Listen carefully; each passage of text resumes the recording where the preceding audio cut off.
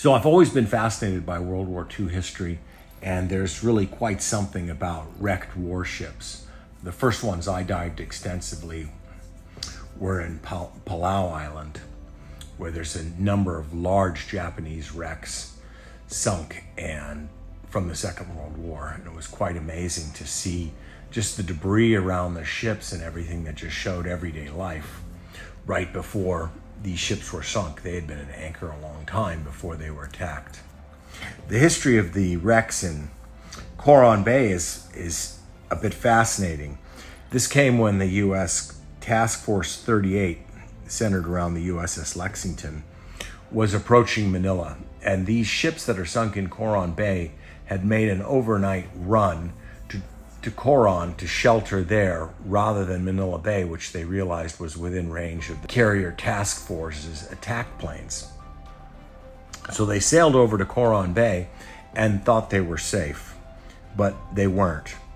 On the morning of September 24th, 1944, Task Force 38 launched 96 F-6F Hellcat fighters, some of which were serving as escorts and others which were armed with bombs to do dive bombing.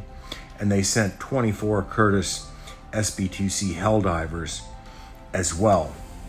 The Japanese were caught unawares, and over a couple of raids that day, all of the ships were sunk. So it was really a devastating attack on the Japanese shipping, which was getting thin and fewer at the time anyway in the war.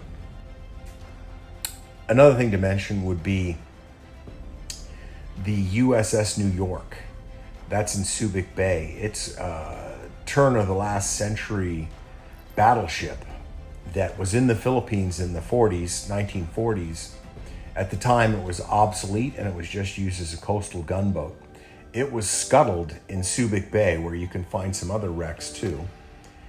And it's an amazing sight. Of all the wrecked ships, warships I've dived, it was the most incredible.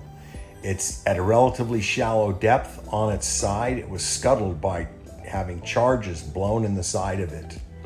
So it's got a whole series of enormous holes in the hull facing up towards the sun. That side is up.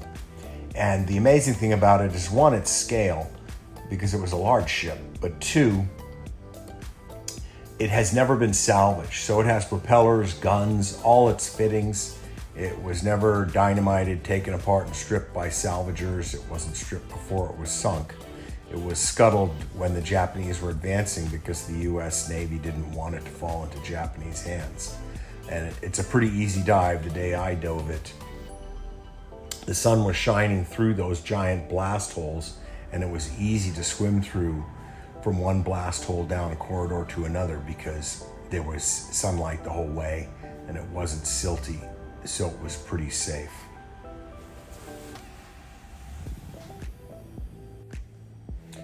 So some of the other dive sites I've been to in the Philippines that I should mention as well for people that are interested in diving in the Philippines. One was MALAPASCUA Island, which is, about an hour boat ride.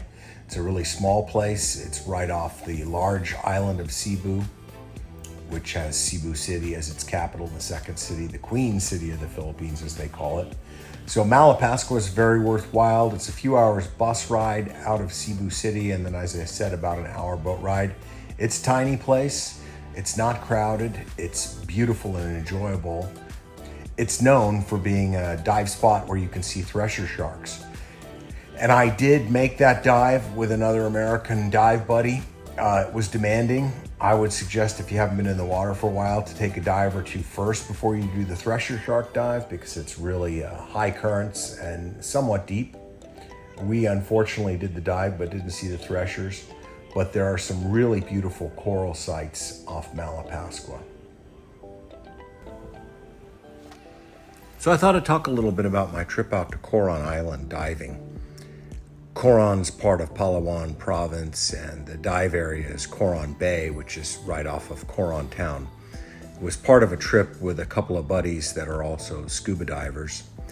We went out there on a trip to Coron and also to Boracay. Ended up flying out of Manila on one plane and then taking a small plane across between the two island destinations. That was a really awesome flight because it was low level, a couple thousand feet over the sea. You could see the waves and the coastline and ships and so forth. Anyway, onto the diving. So Coron Bay is a great site to dive because there are 11 sunken Japanese warships, transports, mostly supply ships and the like. Some of them 150 meters or more long. The ships are sunk at various depths. Some are even run up partially on the shore, so they're accessible by scuba, they're accessible by snorkeling.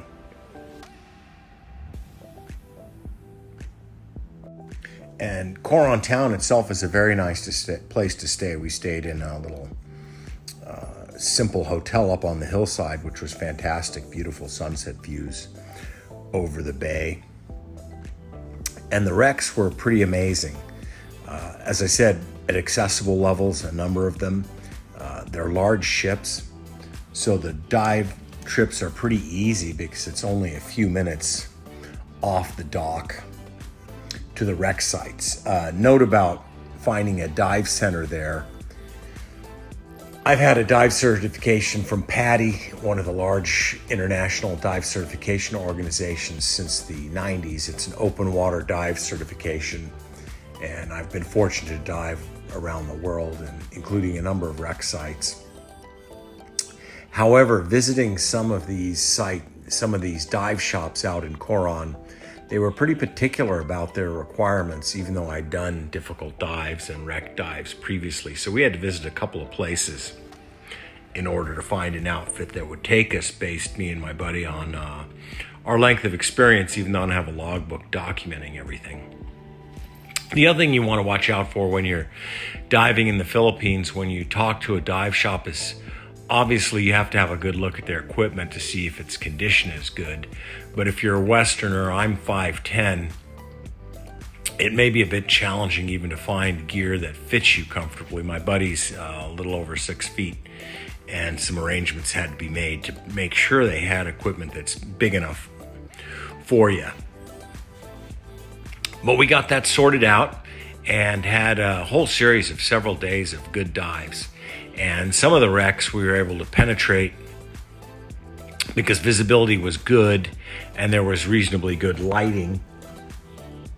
And didn't do any deep penetrations or anything like that because I like to live. I don't want to get lost in a silted up wreck, but you could float into a few passageways and rooms on the wrecks, so it was pretty great. We did also dive another interesting location at Coron Bay, which is called Barracuda Lake. And it's an interesting little kind of volcanic bowl, it looks like to me, although maybe it was done by tidal action. And the appeal of it is not particularly barracudas. I think they just choose that as a catchy name. But it's about 50, 60 feet deep, if I recall, maybe a little deeper. But freshwater stream flows into it and seawater flows into it as well. So it's a really neat example of brackish water, and brackish just means mixed sea and fresh, because the two types of water are clearly divided and visible. It's almost like if you put oil and vinegar in a carafe to make salad dressing. They separate because their densities are different. And so you could one, feel it, but you could also sense a temperature difference between the warm seawater and the cooler freshwater. And it made for a very interesting dive around the cliffs of it. And you had to really pay attention with your buoyancy control, because when you went from the fresh to the salt, or the salt to the fresh, because of the changed density, you had to adjust your buoyancy so that you stay level. As I mentioned, on the same trip, we went to Boracay, and maybe I'll make a little presentation about that, but I was disappointed by Boracay. It's the most famous resort in the Philippines, but it's really a letdown. There's much better places to be found Coron itself, the area is just beautiful. It's a mountainous island with the bay, and it's attracted a lot of expats and other people out to the area. So there's a nice food scene. It's not overly crowded. They are very environmentally conscious in Coron locally, which is not true in a lot of the places in the Philippines. So the sea is pretty clean. The dive sites are clean. Barracuda Lake was clean. There's things to do in Coron. Sometimes you go to a little more off the beaten path dive area, and there's not much there other than your remote dive hotel. This was not the case in Coron. There were a lot of cool restaurants and coffee shops, so it was really an enjoyable place to spend a few days. So that's a little bit of an overview of a few of the dive spots, and in particular Coron, which I really highly recommend. Hope you enjoyed it. So do me a favor, hey, like, share, and subscribe, and then there'll be more. Thanks all, bye.